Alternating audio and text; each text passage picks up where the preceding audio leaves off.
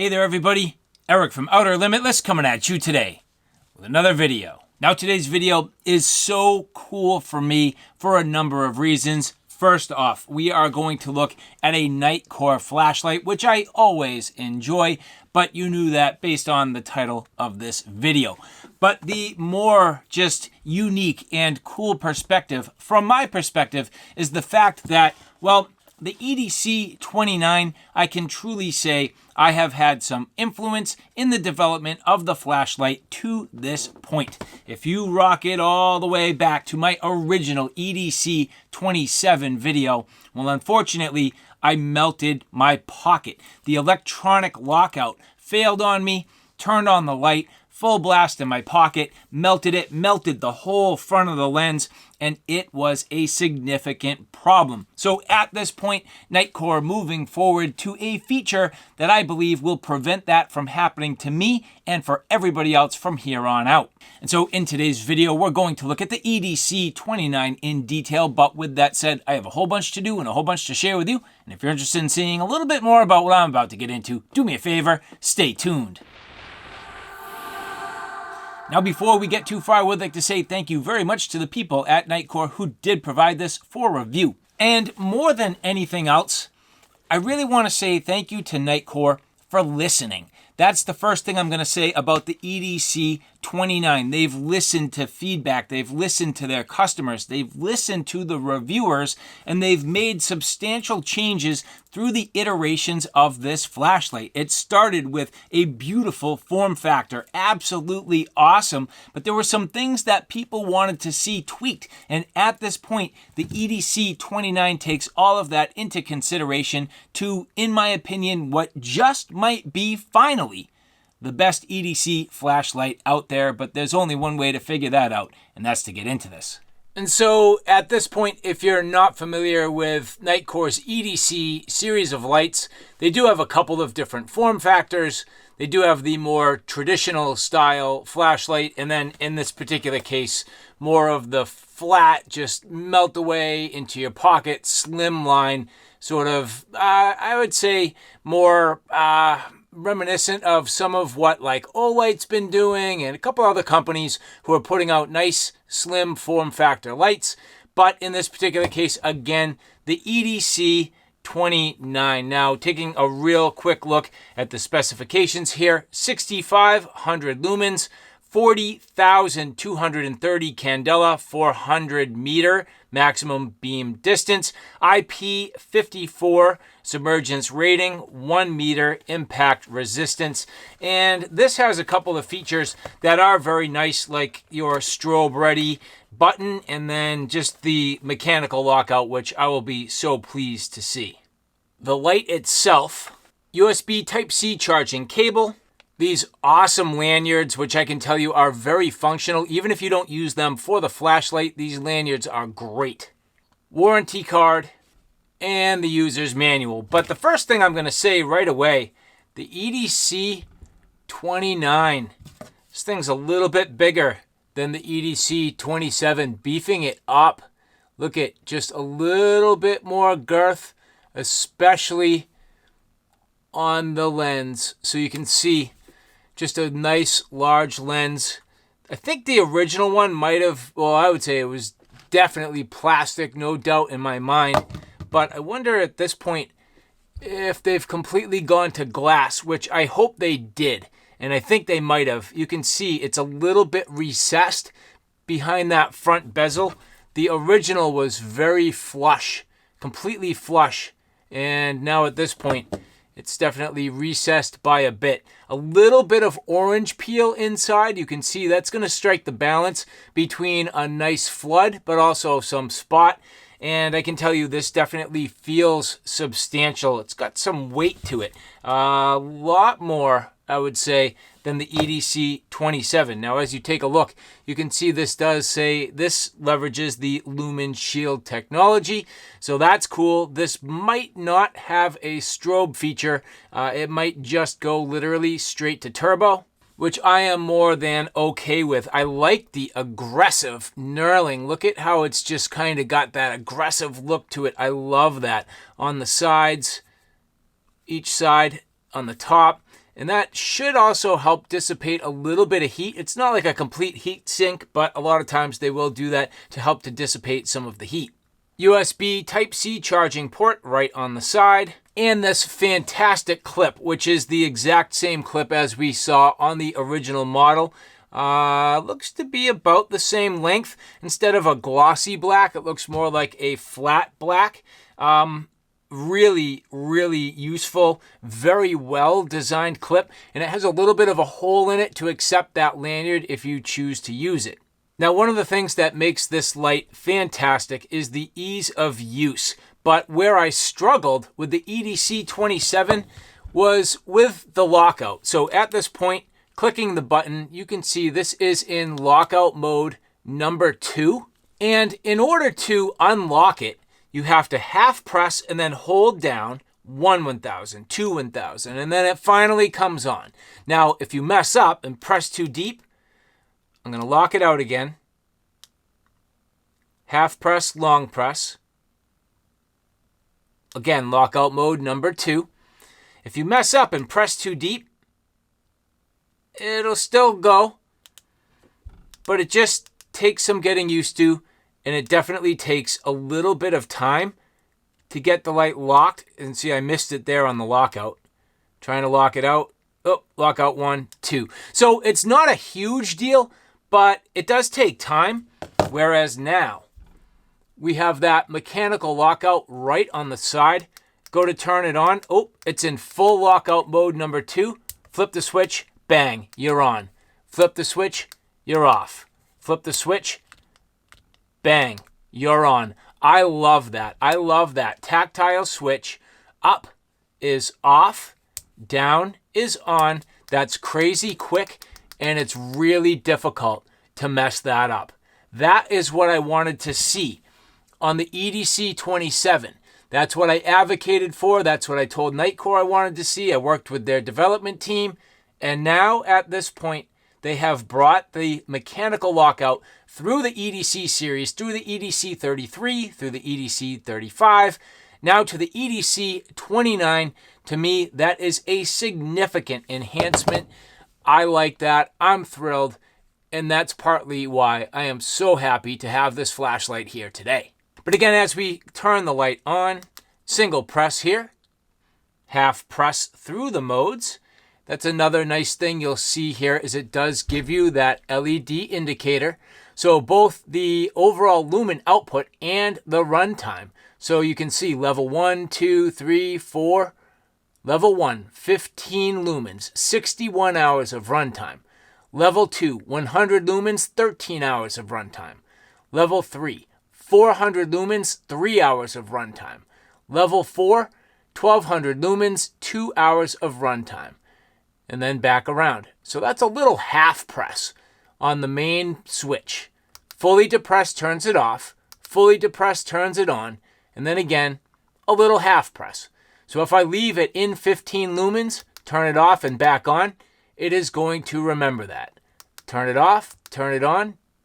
Let's go to 100 lumens. Turn it off, turn it on. It will remember that. So that's awesome. And you'll notice the dual LEDs on the head. Both of them illuminating, very even, nice beam pattern. And Nitecore doing a great job with this particular LED, which is their own technology. They've introduced these lumen shield lights in their UHI LED a number of models ago, and it transcends here to the EDC29. Now again, as we turn the light back on for this part of the demonstration, I will leave it in the ultra low mode, being that 15 lumen level 1. And we are going to use that customizable button on the side. Now, the first thing is we are going to half press, not fully depress yet, but a little half press. And you'll see that comes on in 3000 lumens and gives you a little bit of a timer, and then it dims back down. So that's to prevent it from overheating. Again, we're going to give it a second. That indicator coming all the way back up, power remaining. So we're sitting there in the 15 lumen mode. Give it a minute. Coming back. And it is now ready to use that side switch again. So again, another little intermediate press. 3000 lumens. But if you deep press, Well, that's your full output there, the Lumen Shield 6500 lumen output. Now, it doesn't last very long. It is pretty much a fairly simple burst, but it gets the job done, and it is extremely bright. You can see going back to that power remaining. Now, you can get into it in the middle, but right away, you're kind of already at a limited output, and it's going to time out and time out a lot quicker unless you let that recharge all the way back to the top. So again, that half press at 3000 lumens, 40,230 candela. Now that's the maximum candela output. That's going to beam off into the distance further than the 6500 lumen mode. You get 400 meters of throw. But if you want that protection, deep press, bright, blinding, wide light, 35,360 candela, 370 meters of throw, and that 6500 lumen output. Now to this point, we've used the customizable button to access the Lumen Shield, but what if you want strobe? This is actually very easy. Hold down the customizable button, then deep press the power button. So hold it down and press, boom.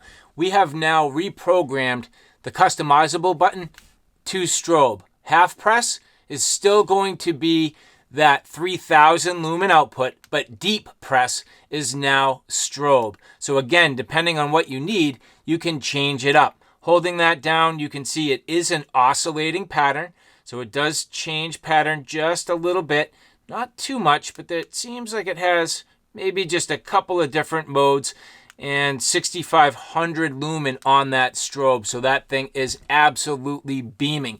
But now to get it back, hold it down, deep press, and we are now back into the Lumen Shield mode. So that's extremely effective. And one last customizable feature worth noting, and that is with the lockout. So on your side switch, when you flip that up, this is now fully locked out, completely in lockout mode number 2.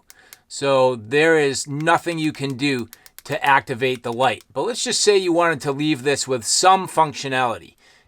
When the light is on, you can press the customizable button and then switch the rapid lock up. So press it and flip that up. And at this point, the power button doesn't work. You'll see it's in lockout mode number 1, but you can half press or deep press and you get the function of the customizable button while the light is mostly locked out. And then to disable that, unlock, relock it, and it goes right back into lockout mode number 2. But to me, I don't see the reason to ever want to partially lock out this light. I will never, ever, ever do that. I will always use the rapid lock, just unlock it, beam around, lock it, slide it in my pocket. No problem, no melting my pocket ever again. And so at this point, I figured I'd give you some beam shots. Now, I'm not going to do a full detailed sort of rundown in many locations, but I am in the middle of a significant home renovation project. I'm up here in my attic space, and this here is on the ultra low mode, 15 lumens. Now, definitely more than enough light to get around.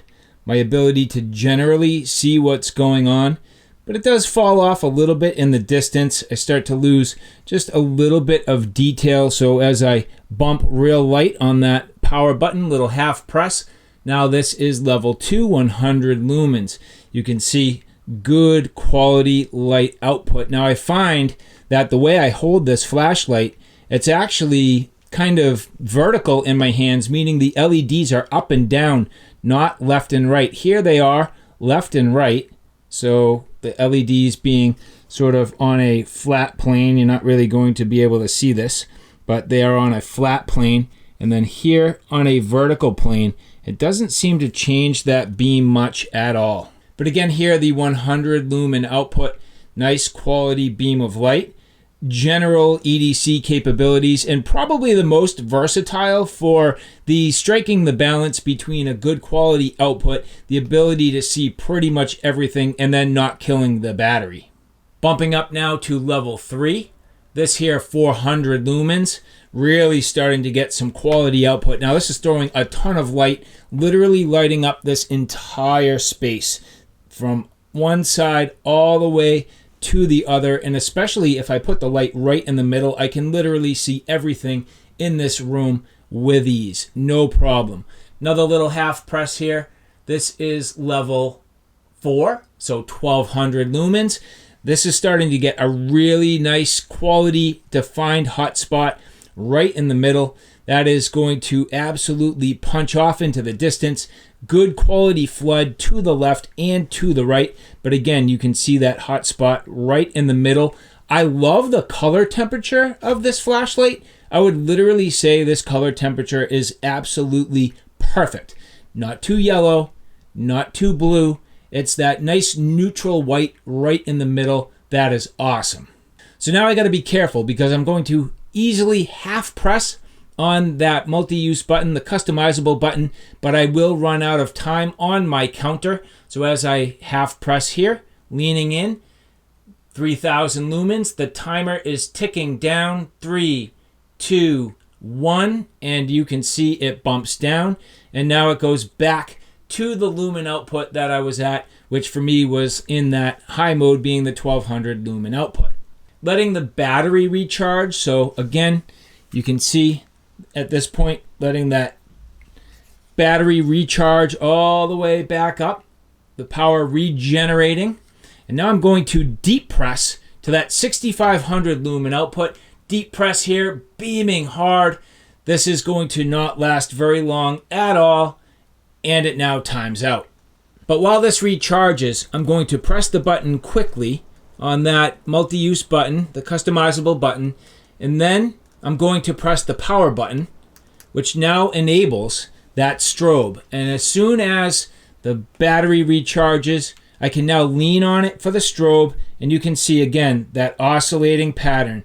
And it really did. You can see it started super strong, and then right away it dimmed down. And that's because it does really require this battery to charge back up in between those high power uses. That's a little bit of a deficiency, but here 1200 lumens, leaning in, full strobe, blasting, and then pretty soon it's going to dim down, which there it does, back down to 1200 lumens.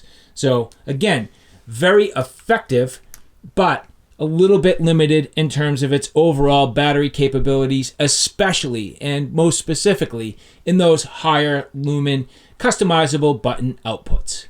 And so, all right, guys, there you have it. A look at the EDC29, which is so awesome to have this in my hands, to see the evolution and iterations of the EDC lineup, and especially considering I believe that, you know, having a little influence in the market and in product development, it just feels good. It kind of justifies why I do these things, and I'm thrilled to hear Nitecore is listening. That really means a lot. I've been working with them for years. I see them at all the trade shows. I know many of the people there. They're awesome people. They work real hard, and they put out great products. So again, to see and to hear that they're listening, it just means a lot, and I am very proud of this EDC 29. But it's not perfect. It's really close. You know, some people are definitely going to complain about two things. One is the integral battery that can't be changed. Yeah, to me, whoop-de-doo. So what? You burn it out at some point, you get another flashlight. They're not crazy expensive, and it's just par for the course at this point with electronics, and especially with lithium batteries and flashlights. So that, to me, I don't mind it, but I think some people will complain. Next is, obviously, you get the limited output and run times with the customizable button. I mean, to me, I don't really care. I don't need like a ton of turbo, but when I need it, and just the ability to kind of beam off into the distance. To me, the half press is just a little mushy on this model, on the EDC27. Let's see. Let me get this thing locked out. Hold on. Hold on. Here we go. Okay. Yeah, it was a much nicer button, like tactile, on the EDC27. You can almost hear it. So that's the half press.